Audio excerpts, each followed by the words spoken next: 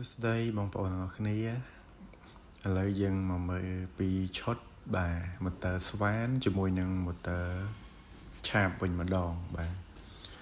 ម៉ូទ័រស្វាននិងម៉ូទ័រឆាបម៉ាក Total នេះដែរគឺពេញនិយមខ្លាំងមែនទែននៅលើទីផ្សារកម្ពុជាយើងសប្តាហ៍ថ្ងៃដែលម៉ូទ័រស្វានមានកម្លាំងរហូតដល់66 Newton បាទខ្លាំងមែនទែនបុកជញ្ជាំងបានហើយជាប្រភេទ brushless នេះគឺជាប្រភេទអាជីវកម្មចំតែម្ដង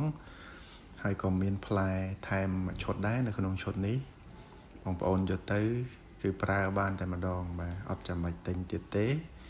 បាទរួមមានជាមួយនឹងរបាំងការពារផ្លែបាទពេលយើងកាត់ខ្ទាតអីហ្នឹងបាទនឹងផ្លែស្វានមួយឈុតផងដែរបាទនៅក្នុងប្រអប់តែមួយនេះតែម្ដងបាទចឹង total ផលិតមកគឺកាត់ពីគុណភាពជាចម្បងបាទថ្មអីចេញមកមួយគឺក្លឹមតែម្ដងបាទ20 V បាទ2 Aមួយគ្រាប់សម្រាប់ម៉ូទ័រស្វានបាទអញ្ចឹងក៏មានផ្លែដែរបាទផ្លែកាត់ដែកចំនួន1ប្រអប់ដែរបាទមួយប្រអប់នេះមាន10សន្លឹកនៅក្នុងហ្នឹងបាទ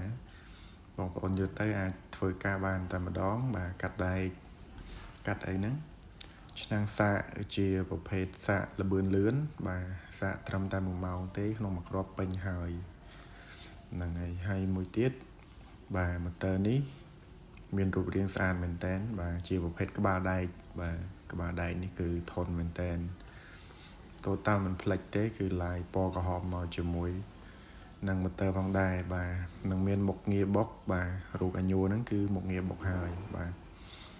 ចឹងយើងមើលពីឆាបវិញម្ដងបាទឆាបនេះតួវែងបាទយើងកាន់ងាយស្រួលប្រើមែនតើមានរុនបញ្ចេញខ្យល់កម្ដៅបាទមិនធ្វើឲ្យម៉ូទ័រនេះក្ដៅឆាប់ឆេះទេបាទចឹង total គឺកាត់គុណភាព